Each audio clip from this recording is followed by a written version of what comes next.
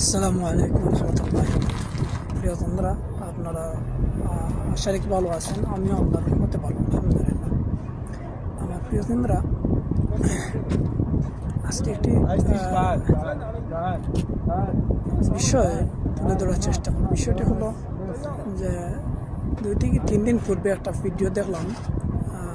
শেখের চরমোনাইর নায়েবে আমির সাহেব একটি আলোচনা সূরা কাহফের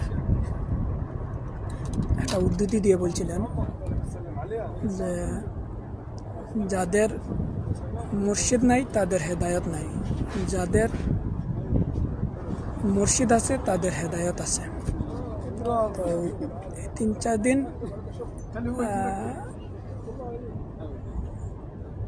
আসলেই এই যে আপনারা দেখতেছেন, আমি কিন্তু রুমের বাইরে, আমার রুম 24 ঘন্টা কিন্তু মানুষ কেউ না কেউ ঘুমে থাকে, কারণ আমাদের ডিউটিটা 24 ঘন্টাই রানিং থাকে। তো যারা নাইট ডিউটি করে তারা ডিউটি শেষে আসে রাত্রে, দিনে ঘুমায়। আমারও রাত্রের একটা অংশ ডিউটি কিছু সময় ঘুমাই, ঘন্টাখানিক, এরপরে আবার ফজরের মতোর পরবর্তীতে ঘুমি 10-11টার মতো ঘুমে থাকি। তো এইভাবে প্রত্যেকেই রুমের ভিতরে কথা বলা ওই সুযোগ নেই এবং পরিবেশনায় পূর্বে যে ভিডিওগুলো নিয়েছিলাম ওই সময় আমার রুমমেট যিনি, উনি কিন্তু একজন হিন্দু ধর্মাবলম্বী। ওনার একটা ডিউটি ছিল, ওই আপাতত ডিউটি নেই। তো ডিউটি না থাকার কারণে ভদ্রলোক তো যেহেতু রুমে আসছেন এবং ঘুমে থাকেন, তো যে ছোটো ছোটো ভিডিও করতাম সেগুলো এখন করা যাচ্ছে না। যাই হোক, তো বলছিলাম যে শেখের নাইবে আমির মুফতি সাহেব ওই শুধু সূরাটা বলছিলেন, যদি ভুল না হয় আমার শোনার আয়াত বলছিলেন, কিন্তু আমি খুঁজতে খুঁজতে আলহামদুলিল্লাহ এই আয়াতে আসলাম।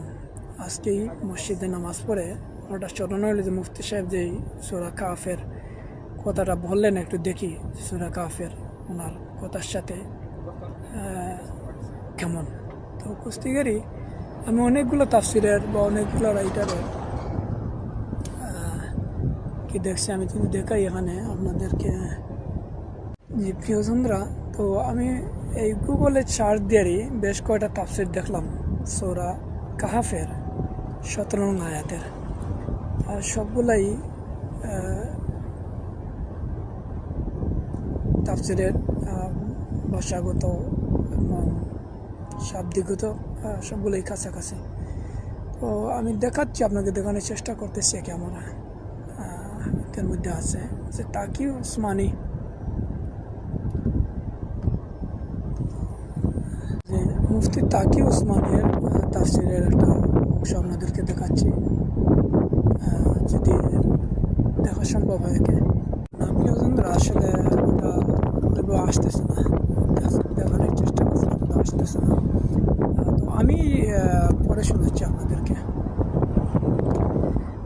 উনি যেই উদ্ধৃতি দিয়েছিলেন সূরা আল কাহফের 17 নং আয়াতের শেষের কথাগুলো, আল্লাহ সুবহানাহু ওয়া তাআলা কথা বলছেন সেখানে হইল আউযু বিল্লাহি মিনাশ শাইতানির রাজিম, যালিকা মিন আয়াতিল্লাহ। পূর্বে অনেক কথা আছে, তো আল্লাহ বলছেন এটাই আল্লাহর আয়াত।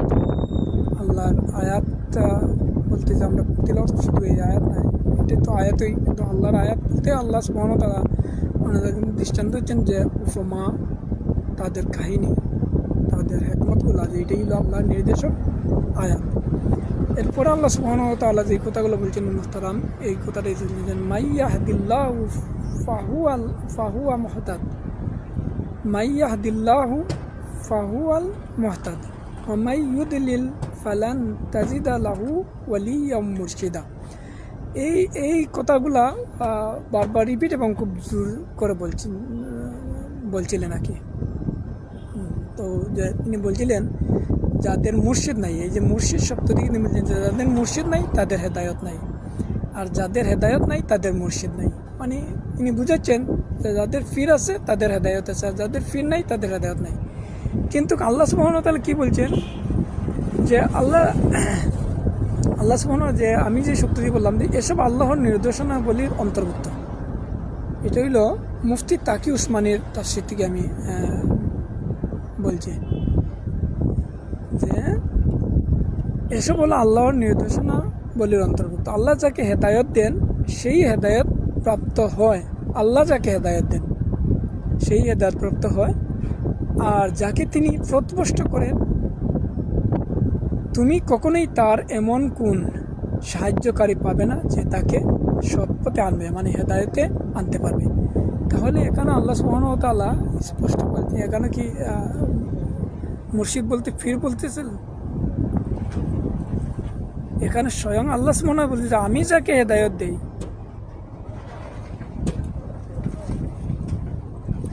কিন্তু মুহতারাম,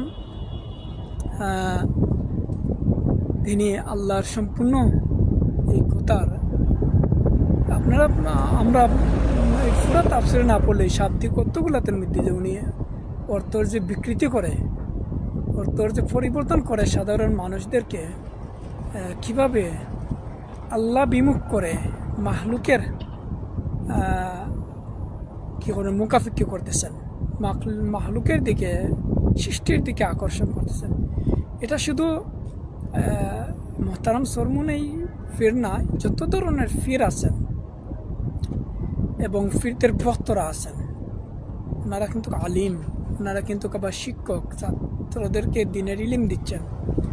কিন্তু এই যে কথা শুনুন যে আল্লাহ সুবহানাহু ওয়া তাআলা, আল্লাহ যাকে হেদায়ত দেন তাকে কেউ গুমরাহ করতে পারে না, স্পষ্ট করতে পারে না। আল্লাহ যাকে হেদায়ত দেন না, তো আলহামদুলিল্লাহ আমার তো বাচ্চারাই আছে, অনেক বাচ্চারাই যে এই ধরনের শিক্ষকের কাছ থেকে শিক্ষা নেওয়ার পরেও তাদেরকে গুমরাহ করতে পারে নাই, তারা সঠিক পথে আসছে। আর অনেকরাই এই অন্ধ আনুগত্যর কারণে যে শিক্ষকদের এই ধরনের ভুল ভ্রান্তি শাব্দিক অর্থে পরিবর্তন করিয়ে শুনানির পরে ওই শিক্ষকদের কথার মতো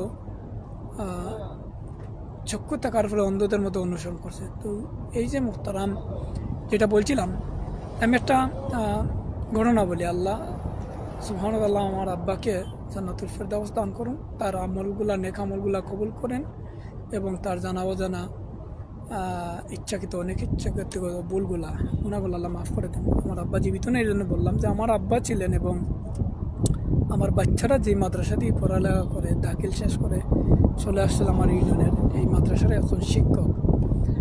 উনি একটা মাহফিলে আমাদের গ্রামে আসছিলেন, তো আলিম হিসাবে এবং আমার বাচ্চাদের উস্তাদ হিসাবে আমি নিয়ে আসছিলাম। তো উনি আপ্যায়নের পূর্বে কিছু গল্প শুরু করলেন আব্বার সাথে। গল্পের মধ্যে একটা ছিল যে আমাদের বৃহত্তর সিলেটের একজন ওয়ালি, একজন কামিল আলিম বুজুর্গ আল্লামা ফুলতলি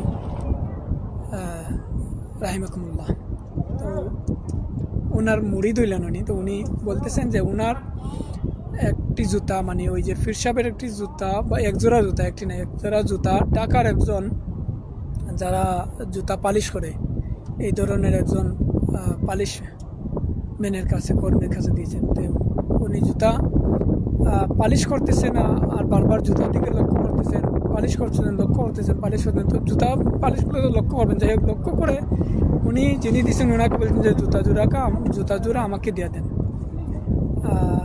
বন্ধুরা খুব গভীরভাবে নেবেন, মানে দেখেন মানুষকে কীভাবে তারা পীর মুরিদিরা আল্লাহ এবং আল্লাহ রসুলের দিকে আকৃষ্ট না করে নিজেদের পীরদের মধ্যে আকৃষ্ট করেন। তো যিনি জুতা দিচ্ছেন কারিগরকে বলতেছেন যে আপনি কেন জুতা নেবেন, তো উনি বলতেছে যে আমি এই জুতার মধ্যে দেখতেছি আল্লামা ফুলতলি রাহিমাকুমুল্লাহকে। দেখেন এখন এই যে ওয়াজের মাধ্যমে তাদের কেরামতি বলতে গেলে তখন একজন সাধারণ মানুষের মন কোন দিকে যাবে? ওই পীর সাহেবদের মুখে, পীর সাহেবের দিকে। প্রিয় বন্ধুরা, আসলে সময়ের কারণে ওই অল্প সময়ে কথা বলা আমার পক্ষে তো সম্ভব না, সময় চলে যাবে। আপনারা বুঝেন এখন যে এই যে পীর মুরিদিরা কী অবস্থা শুরু করেন। কোরআনের কথাগুলো তারা কোরআনের সঠিক কথাগুলোকে সঠিকভাবে না বলে ভিন্নভাবে বলার কারণে আজকে আমরা প্রত্যষ্ট হচ্ছি।